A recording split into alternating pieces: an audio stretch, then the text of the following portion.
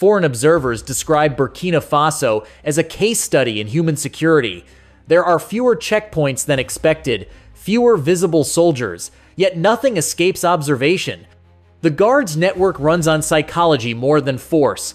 They understand that violence is the last language of instability. Anticipation is the first of order. That's why no footage exists of their operations. They succeed not through spectacle, but through prevention. Every coup that didn't happen, every bullet that never left its chamber, every threat that dissolved before it reached the news, that's their legacy. But even perfection has a limit. The more efficient a system becomes, the more fragile it is to human emotion. A single misread expression, a moment of hesitation, could turn caution into conflict. The Guards' silence now carries the weight of interpretation. Ministers measure their words, officers their tone, not out of fear of the captain, but of being misunderstood by those who protect him. In that sense, the Guardians have become part of the message. They are both shield and signal.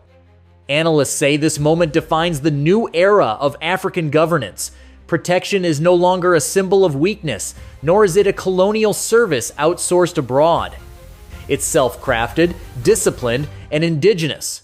But it also forces a deeper question. Can sovereignty survive secrecy?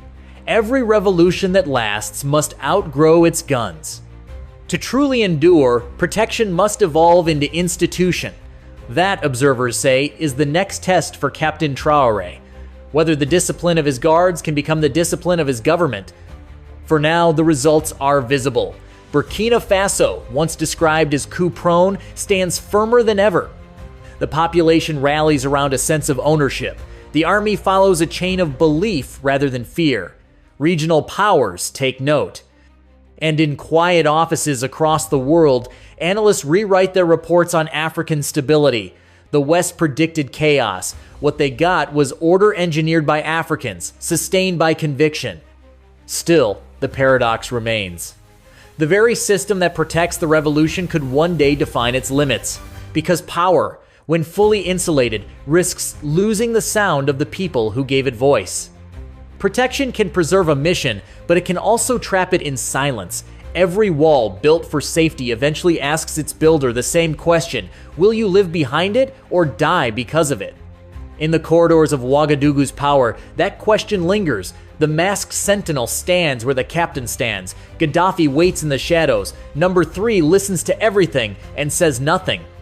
Their presence tells a larger story, the story of a continent learning to guard its own sovereignty, to secure its own destiny, and to trust its own silence. Because this was never only about the man they protect. It's about what his protection represents. The moment Africa stopped asking for guardians and became one itself. And that may be the most unusual thing of all. Western media called it a dangerous experiment, but on the streets of Ouagadougou and Bamako, it felt like history correcting itself. The Sahel was no longer a victim of geopolitics, it was becoming the author of its own chapter. For the first time in decades, leaders weren't asking how to please foreign lenders. They were asking how to feed their people, how to build industries, how to turn sovereignty from a speech into a system. But Traore knew revolutions collapse when they stop at symbolism. Reclaiming resources was only the beginning. The next battle was transformation. For years, Africa exported raw minerals and imported refined products, earning little, paying much, and staying dependent. Traore wanted to break that cycle. He turned gold revenue into infrastructure. The crown jewel of his plan, Burkina Faso's first national gold refinery, capable of processing 400 kilograms a day. It wasn't just a building, it was a declaration.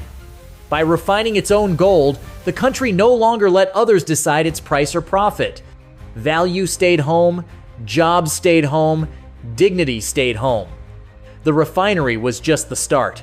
Using gold revenue, the government funded new agro-processing facilities, factories turning local tomatoes, rice, and cotton into finished products. A tomato plant in Bobo Dioulasso now replaces imports from Europe. Solar and hydroelectric projects in Ziga and Lumbala power factories and homes alike. Burkina Faso, once reliant on international donors for basic development, was financing its own progress for the first time. Without loans, without debt, without permission.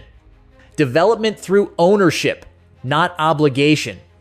This model, self-funded and self-directed, terrified financial institutions that thrive on dependency, because if one nation could build without borrowing, others might follow, and they are. From Ghana's domestic gold purchase program to Tanzania's new resource laws, Africa is beginning to speak the same language: profit as sovereignty. The shift is not just economic, it's psychological. The myth that Africa cannot manage complexity is fading. The West's narrative that African nations need oversight to avoid chaos has been quietly dismantled by results. Burkina Faso's GDP is stabilizing, its industries are diversifying, and its people are witnessing tangible change. Still, this transformation has drawn resistance. Western analysts frame Traore as a populist soldier, a risk to investors. Global markets murmur about uncertainty. But beneath that criticism lies something deeper: fear. Fear that an African nation has discovered a formula for independence that doesn't require Western validation. Because if one can do it, others will too. And when multiple nations learn to say no, not out of anger, but out of competence, the old economic order begins to tremble. Across the Sahel, a new conversation is unfolding. Leaders speak of refineries instead of bases, trade routes instead of aid. The AES alliance isn't just political, it's practical. Plans are underway to link Burkina Faso's refineries with Mali's transport networks and Niger's energy grids, creating what some call infrastructure diplomacy. Instead of foreign-funded highways leading to extraction sites, these nations are building trade corridors that serve their industries. Each project is a quiet rebellion against a global system that long dictated who builds, who buys, and who benefits. Yet the greatest impact may not be measured in gold or GDP, but in mindset. For the first time in generations, young Africans are watching leaders redefine strength, not through military might, but through economic logic. Traore's philosophy is simple: a nation that begs for electricity will eventually beg for everything else. Energy independence, industrial capacity, and resource ownership are not luxuries. They are the foundation of true sovereignty.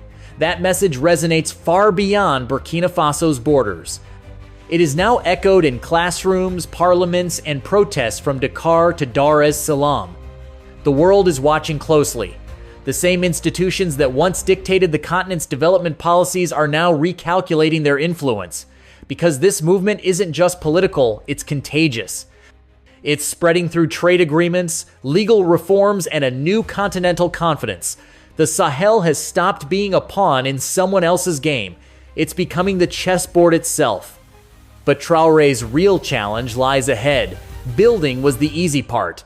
Protecting it will be harder. The pressures of global finance, diplomatic isolation, and potential retaliation loom large. Yet he understands that the only true defense against economic warfare is internal strength. By keeping wealth circulating inside national borders, he's building resilience no sanction can easily destroy. The story of Burkina Faso's gold revolution isn't just about metal, it's about meaning. For centuries, Africa's wealth built the world while its people were told they were poor.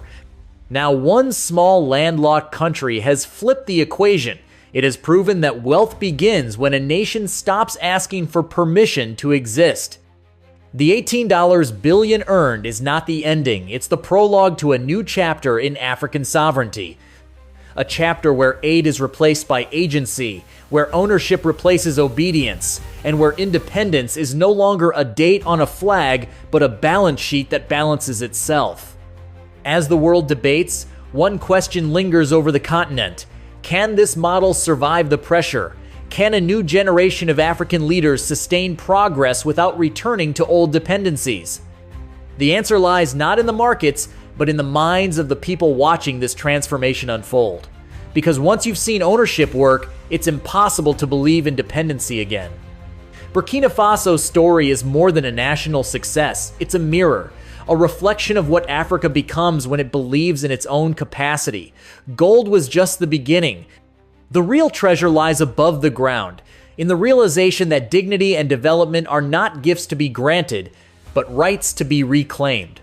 The world may not be ready for this new Africa, but this new Africa is no longer waiting for the world.